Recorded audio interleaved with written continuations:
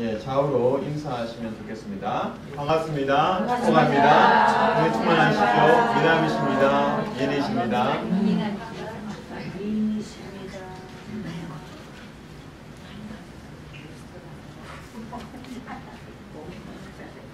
켈리 박사님이 계십니다. 그분은 이제 그 스트레스에 관련된 좋은 논문을 발표하셨습니다. 보통 일반적으로 스트레스를 받으면 건강에 좋지 않다고 생각합니다. 여러분은 스트레스 받으면 건강에 참 안 좋다 생각하시면 손 들어 보십시오. 예, 그렇게 생각하면 그대로 됩니다. 이 켈리 박사님의 주장에 의하면 스트레스가 많이 해롭다 생각하면 실제로 해롭대요. 그런데 스트레스가 올 때 그것이 나에게 그렇게 해로운 것은 아니다 생각하면 실제로 그게 몸에 많은 무리가 되지는 않는다고 합니다. 그래서 이분이 이제 어떤 토크 테드라고 하는데요. 그 토크에서 그 제목에 How to Make Stress Your Friend, 스트레스를 어떻게 당신의 친구로 만들 것인가, 이런 강의를 했어요. 이제 그 내용을 보면서 상당히 설득력이 있었어요.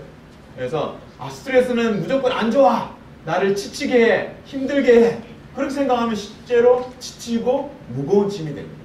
그러나 스트레스가 나에게 도움이 될 거야, 스트레스가 나에게 더 도전하게 하고 날 잘 극복할 수 있도록 도와줄 거야, 그렇게 믿으면 또 그렇게 될 수 있습니다.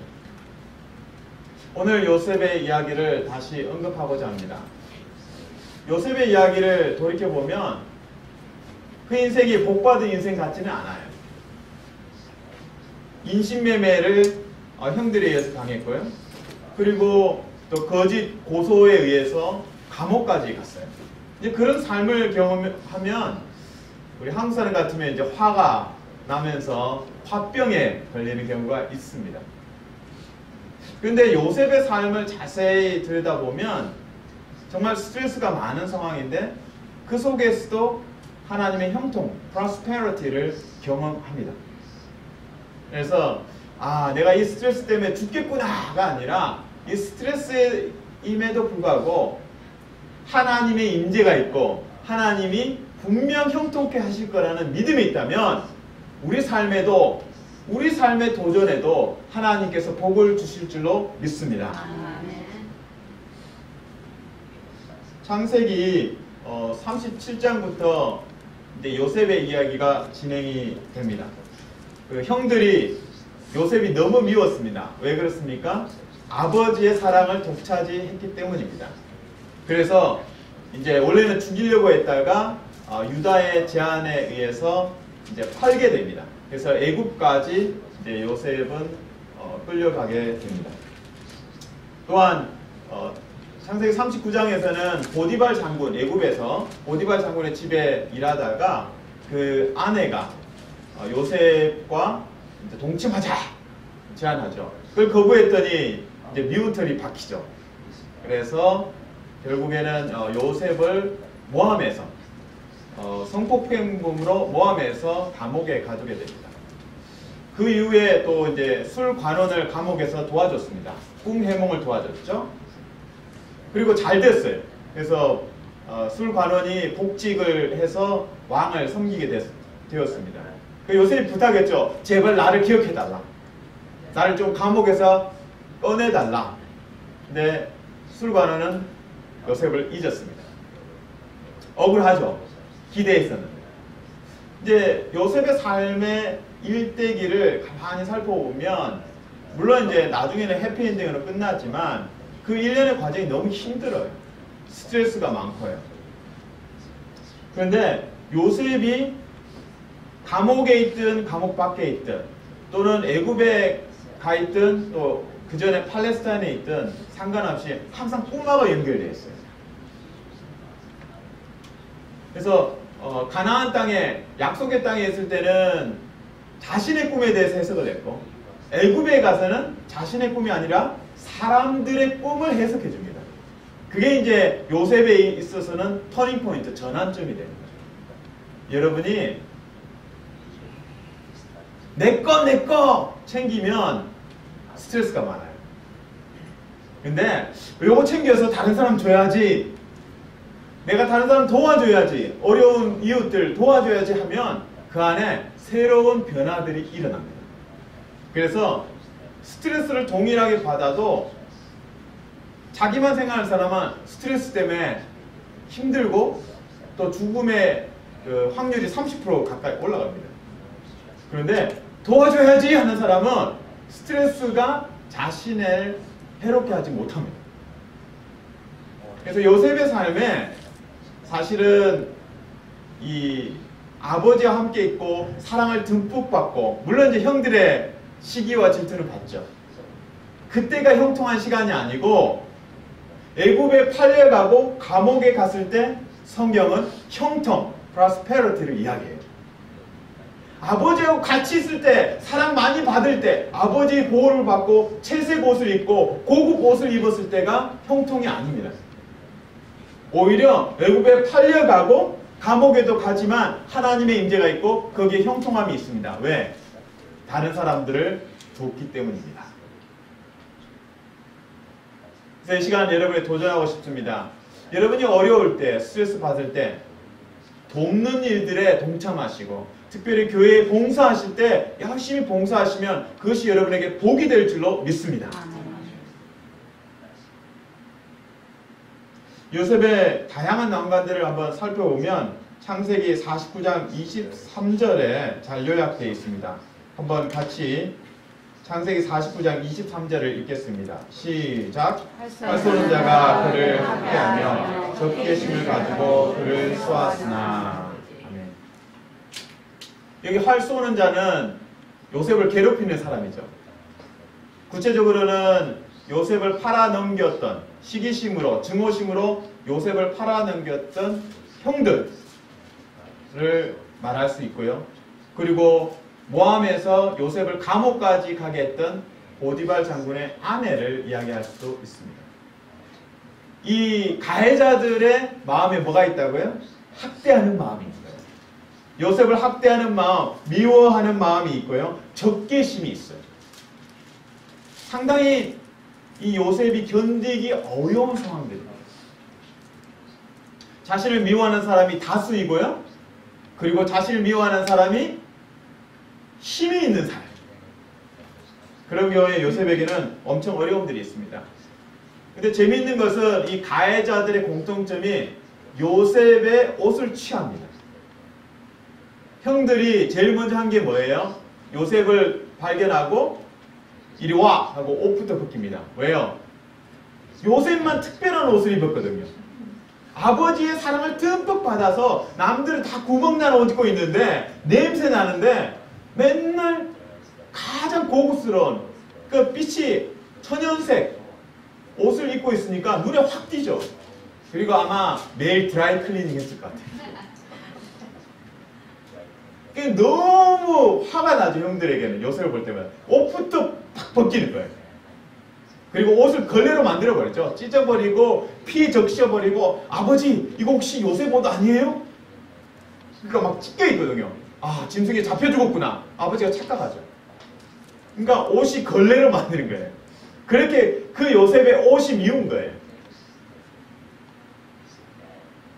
그리고 보디발 장군의 아내 요셉하고 동침하자 했는데 요셉이 도망가려고 하는데 이 여자분의 이 악력이라고 하죠. 손아귀 힘이 너무 센지 꽉 잡고 있으니까 어떻게 해야 돼요?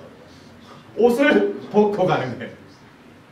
그런데 그 옷을 증거 삼아서 그 보디발 장군의 아내가 요셉이 나를 폭행하려고 했다. 그래서 이제 요셉은 감옥까지 갑니다. 그러니까 요셉의 채색 옷도 벗겨지고, 그리고 종살이 하면서 입었던 그 옷도 벗겨져요. 사람이 옷이 벗겨지면 그 당시에는 그 옷이 신분을 의미할 수 있습니다. 이게 사람 옷을 보면 그 사람이 느껴지잖아요. 이게 뭐 아줌마들 잘 입는 몸빼바지라고 하나요? 옷빼 바지랑 뭐 대충 입고 가면 아줌마 이리 오세요. 하지만 완전히 이렇게 제대로 갖춰 입고 딱 정장을 딱 하면 사모님 이쪽으로 오세요. 이게 사람의 옷을 보고 판단하는 거예요. 지금 요셉이 누렸던 사랑과 특권이 그 채색 옷인데 그게 다 벗겨지고 걸레가 됐어요. 그리고 종살이 할 때도 그래도 종중에서는 보스의 역할을 했죠. 사실은 종들을 관리하고 집사 역할을 했으니까요. 그것도 벗겨졌어요. 얼마나 수치심이 있고 박탈감과 상실감이 있겠습니까? 그런데 하나님께서 요셉을 입히십니다. 옷이 벗겨지고 특권과 자랑했던 것들이 다 벗겨지고 빼앗겼지만 하나님이 그를 입히십니다. 어떻게 입히시냐고요? 그 다음 말씀을 한번 보겠습니다. 창세기 49장 24절 말씀입니다. 24절 말씀 같이 한번 읽겠습니다. 시작. 요셉의 팔은 도리어 굳세며 그의 팔은 힘이 있으니 이는 야곱의 전능자 이스라엘의 반석인 목자의 손을 힘입음이라. 하나님의 성품을 입게 됩니다. 요셉이 벗겨지고 수치심 가운데 있고 상실감에 있는데 그때 하나님께서 요셉을 입히시는데 하나님이 어떤 분이시라는 것들을 보여주세요. 그것으로 요셉을 입히십니다. 그래서 형들에 의해서 애굽에 팔려가고 그리고 최종적으로는 애굽에서 총리가 되고 그리고 나중에는 가족들을 다 애굽으로 초대해서 정착하게 도와줍니다. 그것이 하나님의 계획이었죠. 이 머나먼 여정에서 요셉은 모든 게 빼앗겼지만 하나님의 목자 되심을 잊게 됩니다. 여러분의 삶에 상실감이 있을 때 하나님의 목자 되심을 덧입을 수 있기를 축원합니다. 하나님 갈 바를 알 수 없어요. 여러분 미국에 처음 오실 때 얼마나 두렵고 떨렸겠습니까? 저도 처음에 하와이에 갈 때 눈물이 나더라고요. 하나님, 제가 이제 군대만 있다가 제대하고 처음으로 비행기를 타봅니다. 그리고 머나먼 미국까지 갑니다. 하나님 도와주세요. 하면서 눈물을 쫙 흘렸다는 기억이 아직도 납니다. 여러분이 이 이민 생활을 시작하실 때도 동일하게 참 두려움과 떨림이 있었으리라 생각합니다. 그 여정 속에서 한국에서 누렸던 거 다 포기하고 가족들도 다 떠나고 친구들도 떠나고 익숙한 것들 다 떠나고 벗겨진 거죠. 근데 하나님께서 지금까지 여정 속에 믿음으로 이끌어 오셨고 목자가 되어 주셨습니다. 그리고 앞으로도 목자로서 이끌어 가실 줄로 믿습니다.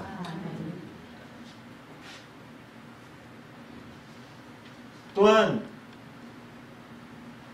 요셉이 감옥에 갈 때 사람이 이제 억울하면 누명을 쓰게 되면 이게 감당하기가 힘들어요. 너 거짓말쟁이야. 너 빵국 꼈지? 오늘 차 타고 오는데도 약간 이상한 냄새가 차 안에서 나는 거예요. 그래서 제가 한마디씩 이상한데 누가 빵국 낀 것 같은데? 그러니까 서로 아니래요. 막 아니라고 그러고 제 아들이 저보고 아빠 냄새 아니야? 그런데 중요한 거는 냄새가 중요한 건 아니고요. 우리 삶에 어려운 시간들이 있고 특별히 이제 요셉의 삶에 있어서 누명을 쓰게 되면 이 극복하기가 힘든 거예요. 도둑질도 아니고 이제 성폭행범으로 누명을 썼으니까 얼마나 마음이 힘이 들겠어요.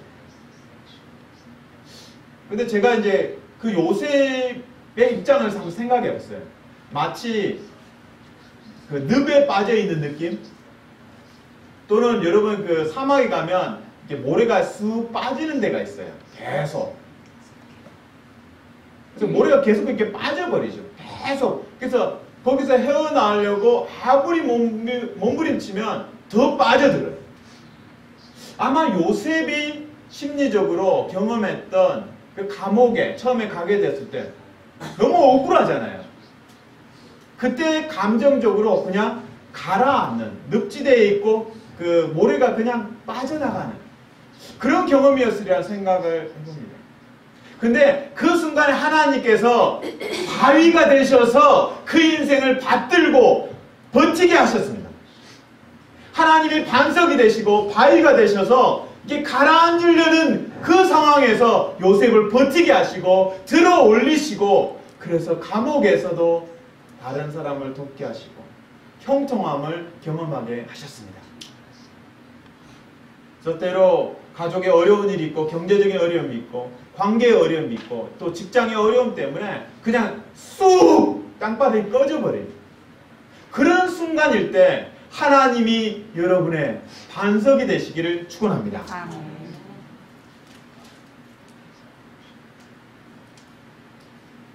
요셉이 감옥에서 술관원의 꿈을 듣게 됩니다. 그리고 그 술관원의 꿈을 풀어주기 시작합니다. 그리고 그것이 성취됩니다. 그러고 나서 술관원이 이제 요셉을 잊었다가 그 애굽 왕이 바로가 꿈을 꿨는데 해석할 사람이 없습니다. 그때야 아하 하면서 술관원이 생각을 하죠. 아, 저에게 요셉이라는 사람이 있습니다.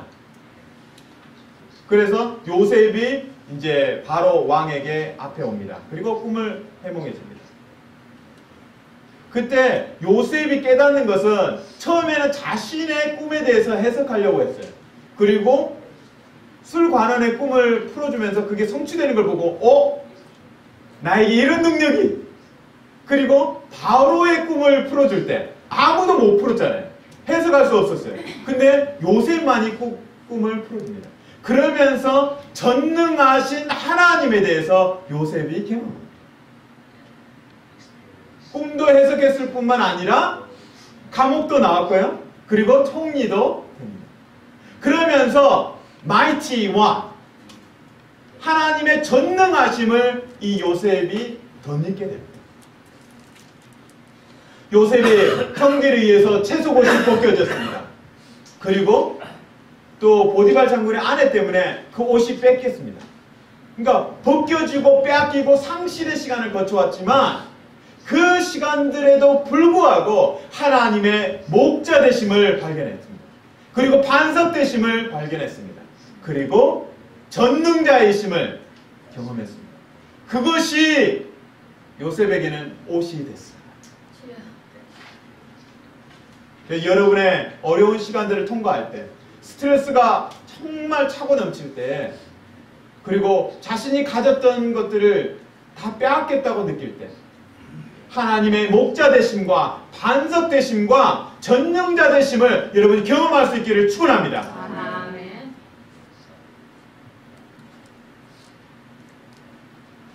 이제 창세기 49장 22절 말씀을 같이 보겠습니다. 49장 22절 같이 했습니다. 시작. 요셉의 무성한 가지 곧 셈 곁에 무성한 가지라 그 가지가 담을 넘었도다. 아멘. 지금 요셉을 영어 성경에서는 이제 포도나무로 비유하고 있습니다. 그 가지가 푸르다고 합니다. 그 가지가 무성하다고 되어 있는데 영어 성경에서는 열매가 있다는 거예요. 주렁주렁 열매가 있다고 합니다. 물론 요셉이 총리가 되고 성공적인 삶이고 가족들을 초대해서 또 정착하는 삶은 분명 해피엔딩입니다. 하지만 어떤 면에서는 그러한 하나님의 꿈을 이루가기 위해서 그 과정의 고통도 사실은 하나님의 축복입니다. 근데 요셉을 보면 이민자의 삶이 보이지 않습니까? 타향에 왔다가 가족들을 초대해서 또 가족들도 미국에 오고, 참 우리의 삶과 비슷한 것을 느낄 수가 있습니다. 근데 오늘 요셉이 여기서는 무성한 가지, 셈 곁에 무성한 가지라고 설명하고 있습니다. 형들의 배신을 당하고 미움을 받아서 배신을 당했을 때 아마 가지가 꺾여졌을 것 같아요. 그리고 감옥에 갔을 때 그 가지가 완전히 잘려나갔을 것 같아요. 만약 요셉이 형들의 배신을 복수할 거야 하고 날마다 이를 갈았다면 이빨 다 없어졌겠죠. 그리고 보디발 장군의 아내의 모함을 받아서 감옥에 가고 그것 때문에 상처가 있고 그래서 애국 여자 정말 싫어! 그러면 그 가지가 부러졌을 거예요. 그리고 술관은 너무 잘해줬거든요. 꿈도 풀어주고 그러니까 술관원이 나중에 바로왕한테 가면서 나 힘써줄게. 너 곧 나올 거야. 그래놓고 사요나라죠. 짜이지에 소식이 없어요. 믿었던 사람들이 배신했을 때 그 가지가 다 부러졌을 거예요. 그리고 그 마음에 적개심과 복수할 거야. 보복할 거야. 라고 했다면 요셉의 가지는 다 그냥 부러졌을 거예요. 그런데 증오심의 씨앗과 증오심의 기억들을 요셉은 어떻게 하나님 앞에서 기도로 극복하는 법을 배웠습니다. 형들이 배신했을 때 그 사건을 흙으로 덮었어요. 하나님의 은혜와 용서의 흙으로 그 사건을 덮었어요. 기도하는 거죠. 저들은 지금 나에게 무슨 일을 하고 있는지 알지 못합니다. 누구의 기도입니까? 예수님의 십자가 위에서의 기도입니다. 저들은 그들이 하는 것을 알지 못합니다. 용서해 주십시오. 아마 요셉에게도 그러한 기도가 있었을 겁니다. 형들이 지금 어떤 일을 나에게 하고 있는지 모릅니다. 시기심과 미움 때문에 나를 팔았습니다. 하지만 나는 보복하는 마음이 아니라 하나님의 은혜와 하나님의 용서를 신뢰하고 그것을 흙으로 묻겠습니다.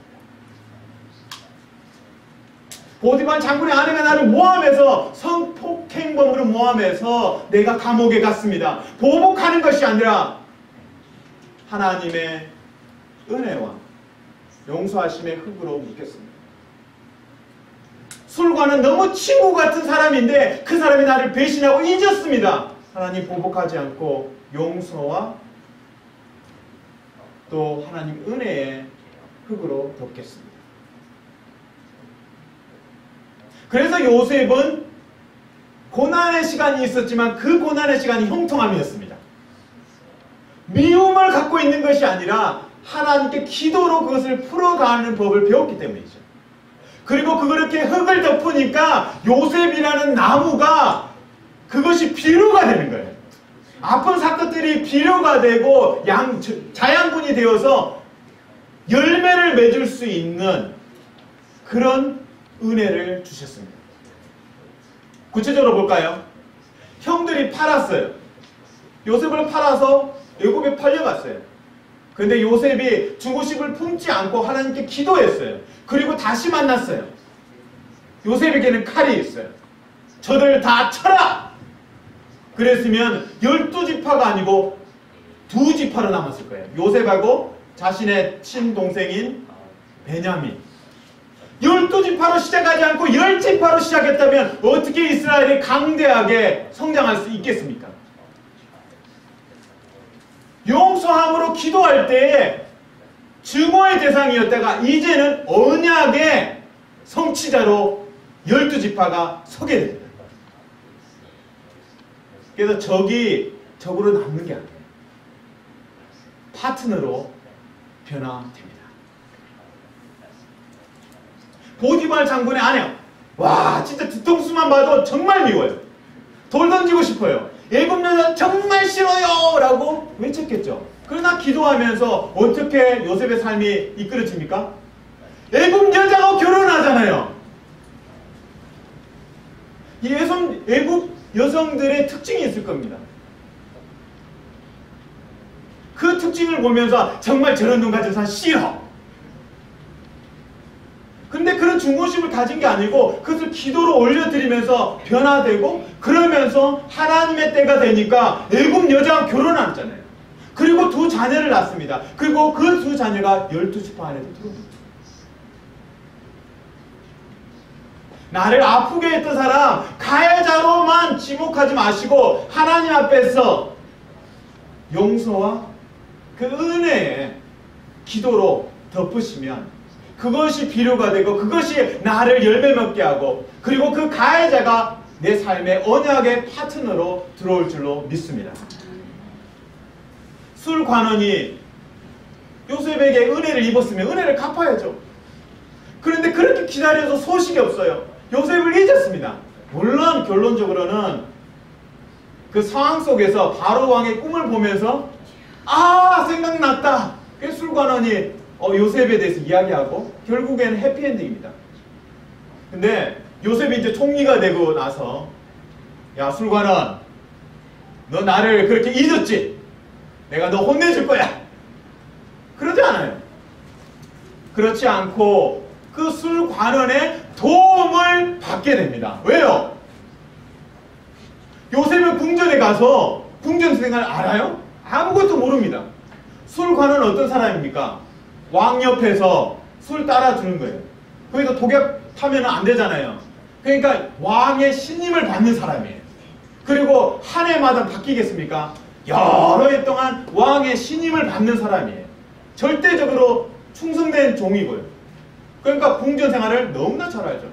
그냥 객관적으로 생각해보면 술관원이 요셉을 도왔겠고, 술관원이 요셉이 이제 신입으로 왔으니까 물론 애국 총리지만 자세한 그 화장실은 어디에 있고요, 월급은 언제 나오고요, 트래픽 교통은 언제가 혼잡하니까 언제 마차를 타시면 좋겠고요, 세세한 것들 다 알려줬을 거 아니에요.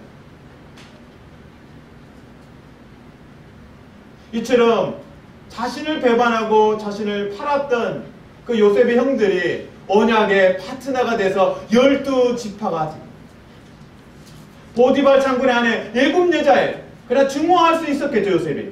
하지만 그 마음을 바꾸니까 애굽 여인과 결혼해서 또 언약의 자녀를 둘이나 낳았어요. 그리고 술관원, 내가 만나면 죽여버릴 거야! 그런 마음이 아니라 그 마음을 포기했어요. 그리고 술관원을 궁전에서 날마다 만나는 거죠. 그리고 술관원의 도움을 받을 수 있습니다. 우리의 인생에, 여러분의 삶에 돌이켜보면 아프게 했던 사람이 있을 거예요. 가까이 대하십시오. 그 사람이 여러분의 인생에 귀한 도우미가 되고 파트너가 되고 여러분의 인생에 열매가 맺게 하는 아름다운 역할들을 할 줄로 믿습니다.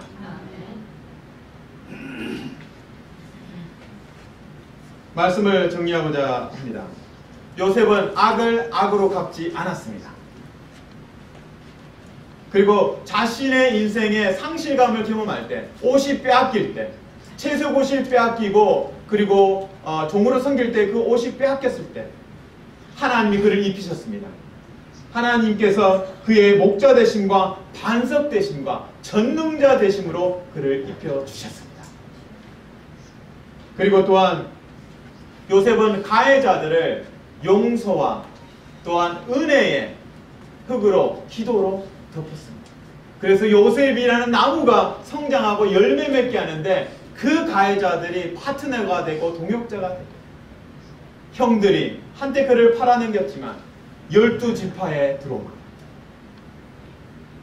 그리고 보디발 장군의 아내, 그 애굽 여자 너무 미워요. 그런데 그 증오심을 버리니까 애굽 여인과 결혼하고 또 언약의 자녀를 낳습니다. 술관원도 요셉을 망각했지만 또 미워하는 마음을 요셉이 버렸습니다. 그러자 술관원도 요셉의 도우미가, 돕는 자가, 이 말씀을 그 설교 전에 설교하면서 처음에 언급했던 그 스트레스 한번 연결해 보겠습니다. 스트레스가 정말 내 마음에 정말 해롭다, 이러다 죽겠다 하면 죽는 거예요. 그러나 스트레스가 이것이 나에게 더 도전에 대해서 반응하게 하고 몸이 적응하는 시간이다. 그리고 내가 더 건강하게 관리할 수 있는 기회가 될 것이다 생각하면 스트레스도 나에게 친구가 되고 도우미가 될 수 있습니다. 그래서 여러분들 스트레스 받으면 어떤 현상이 일어납니까? 이게 가슴이 막 뛰어요. 가슴이 막 심하게 뜁니다. 빠르게. 그리고 땀도 나요. 그때는 우리가 심장이 막 뛰니까 내가 스트레스 받는구나. 이러다 죽겠다. 그럼 좋습니다. 그러나 심장이 막 뛰는 걸 보면 조금 어려운 도전이 있는데 그것에 대해서 피를 잘 흘러가게 해서 그것을 잘 다룰 수 있게 하는구나 이해하면 그것이 도움이 되는 거예요. 심장에 혈관이 있습니다. 그 혈관이 스트레스 받으면 이러다 죽을 것 같아. 스트레스는 몸에 너무 해로워. 조바심하면 어떻게 돼요? 혈관이 줄어들어요. 좁아져요. 그런데 이 스트레스가 나에게 해로운 거는 아니야. 내가 잘 이겨내면 돼. 긍정적으로 생각하고 그러면 혈관이 줄어드는 게 아니고 그대로 원상 상태를 넓게 유지를 합니다. 그래서 혈액이 잘 통과하게 되죠. 우리가 스트레스를 받으면 그 몸에서는 옥시토신이라는 그 물질이 나옵니다. 근데 이 물질이 나오게 되면 우리 안에 대화가 하고 싶어져요. 친구, 내 이야기 좀 들어봐. 여보, 내 이야기 좀 들어줄래요? 하면서 이야기하고 싶은 본능이 일어나요. 그래서 이 옥시토신을 별명이 뭐냐면 포옹 호르몬이랍니다. 다른 사람을 안고 싶게 만드는 호르몬이래요. 그 스트레스를 받으면 누군가를 포옹하고 싶고 허그하고 싶고 그리고 그 사람과 이야기하고 싶은 거예요.